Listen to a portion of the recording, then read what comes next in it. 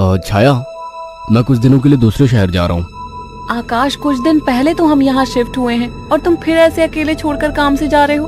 अरे तो नया शहर है, घूम आया करना, और मैं कॉल करता रहूंगा। ठीक है, मैं रोकूंगी तो रुकोगे थोड़ी ही। तुम फिर शुरू मत हो छाया, ये मेरा काम है। ठीक है, मैं अपना सामान लगा देती हूँ, बस अपना ख्याल रखना। आकाश अगली सुबह दूसरे शहर के लिए निकल गया। अपना काम खत्म करके जब वो लौटने लगा, अचानक मौसम खराब हो गया और बारिश की वजह से रास्ता बंद हो चुका था। आकाश को मजबूरन फिर से एक दिन वहां रुकना पड़ा। अपनी बोरियत को दूर करने के लिए वो बाजार की ओर निकल आया। पास में ही छोटा बाजार लगा हुआ था। आकाश आधा बाजार घूम चुका था, तभी वहीं उसे एक काफी बुजुर्ग आदमी निराश बैठा दिखा। उसके पास दो छोटी छोटी मूर्ति और एक थोड़ी बड़ी मूर्ति थी, जिस पर काफी अच्छी कारीगरी की हुई थी। बाबा, आप क्यों परेशान हो? कुछ नहीं बाबूजी, बस सुबह से कुछ भी नहीं बिका। अरे बाबा, आप परेशान ना हो। ये मूर्ति कितने की है? एक काम कीजिए, ये 2000 रुपए है, ये मुझे दे दीजिए।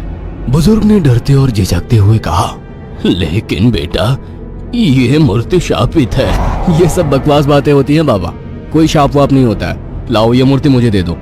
बुजुर्ग ने कांपते हाथों से उस मूर्ति को आकाश को दे दिया। रात में आकाश होटल के कमरे में गया और फोन पर छाया से बात करने लगा। उसे ठंड सी महसूस होने लगी। फोन रखकर वो सोने के लिए लेट गया। रात गहरी हो चुकी थी, बारिश की वजह से ठंड थी, पर उसे अचानक गर्माहट महसूस होने लगी। उसे अच्छा लग रहा था। उसे महसूस हुआ जैसे कोई उससे चिपक कर लेटा हो।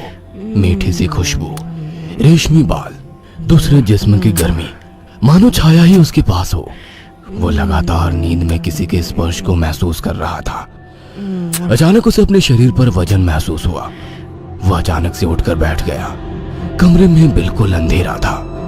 उस रूम की लाइट ऑन की तो देखा कमरा खाली था, कोई नहीं था।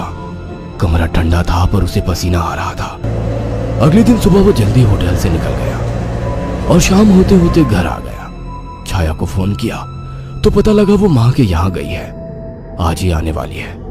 उसके पास डुप्लीकेट चाबी थी। उसने गेट खोला और अंदर गया। पार्ट 2 देखने के लिए लाइक, सब्सक्राइब और कमेंट करें।